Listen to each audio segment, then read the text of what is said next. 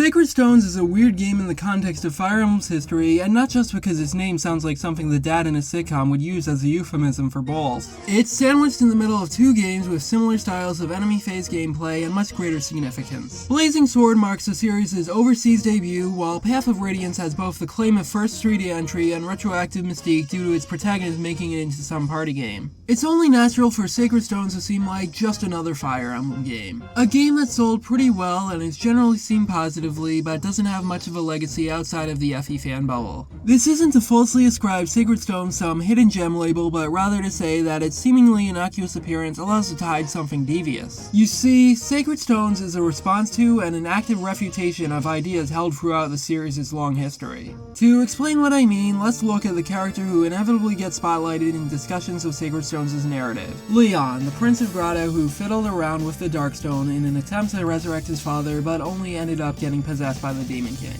He's the main vehicle used to explore the game's central theme of grief. He's a successful example of a sympathetic antagonist in a series that has the habit of humbling them, and he might as well be the main character of an I Brought You Bullets song. But what I specifically want to focus on is his important connections to our protagonists. And I don't just mean Erica and Ephraim with that, as Leon possesses many key similarities to lords of prior games. Now, some of these similarities to the typical FE lord can easily just be chalked up to the traits a friend of Erica and Ephraim would naturally have. He's of a similar age range to them, has a gentle nature, and is of royal status, traits that are associated with a typical FE lord but broad enough to not be a smoking gun in isolation. However, the more you look at Leon through this lens, the more you notice things about him that might seem uneventful in isolation, but make him seem more and more like a typical FE lord when combined. He has a dead dad, just like every lord in the series except for Roy. He is physically weak, something that FE lords can often be either mechanically or textually. And the inferiority complex that defines him is something that at least 3 prior lords also possessed. But the piece of evidence that truly gives this comparison weight is something that you see as soon as you create a new save file. The story of the 5 heroes who sealed the Demon King centuries ago and founded 5 corresponding countries. These kinds of creation myths are usual for a Fire Emblem game to have, and every single FE world that existed prior to Sacred Stones has one. Arcania has the tale of Henri, Marth's ancestor who defeated Medius with Falchion. Valentia has Duma and Milla, who created the kingdoms that Alm and Celica are the heirs of. Jugdrall has a Miracle of Dana, where 12 crusaders led by Haim, the ancestor of Daedra, Telef, and Julia, received holy blood from 12 deities as a major turning point in the war against Lopter.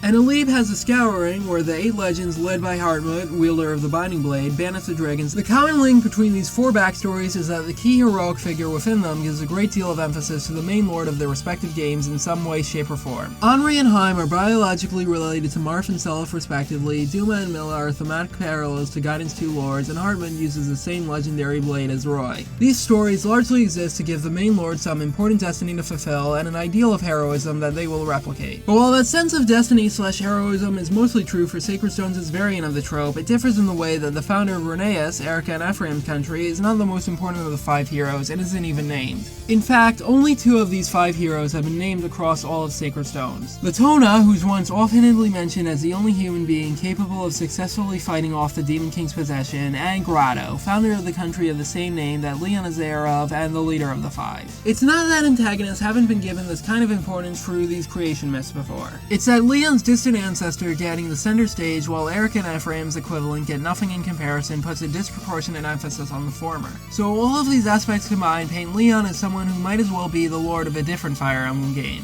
But instead, he is an antagonistic figure who ended an 800-year-long period of peace through his inferiority complex. More specifically though, Sacred Stones' central conflict was started by Leon's desire to live up to the ideals of heroism associated with Fire Emblem lords. Let's go back to the 5 heroes for a second. Throughout the game, you get 5 pairs of weapons that were wielded by a corresponding member of these heroes. However, it is fundamentally impossible for any unit in the game to wield both of the 2 weapons used by the same hero. Not only is there no class that can wield 3 of the 5 pairs, but all of these weapons are S-ranked in a game that is hard-coded to prevent units from S-ranking more than one weapon type. I imagine that this impossible standard set by the 5 heroes would have further impacted Leon's inferiority complex, as he is shown to be particularly knowledgeable about them in a flashback. Grotto's pair of weapons even present the most clear discrepancy. Dark magic, requiring wit that Leon possesses, and an axe requiring physical strength that he lacks. Though the primary source of Leon's inferiority complex is the two Rheneas twins, Erica and Ephraim, with the latter in particular being distorted into a similar impossible standard by Leon. But something I find interesting is how Erica and Ephraim experience similar temptations to Leon, as exemplified by both versions of the epilogue. In each version, one of the twins showcases a similar thought process to Leon, be it Erica wondering if it's possible to bring back those who died in the war, or Ephraim being informed of the same earthquake that Leon was revealed to have foreseen in support and thinking he can deal with it on his own. The two respective versions of Chapter 18's ending are similar in this regard, with Erica losing the stone in an attempt to bring back Leon, and Ephraim losing it by recklessly charging after Leon on his own.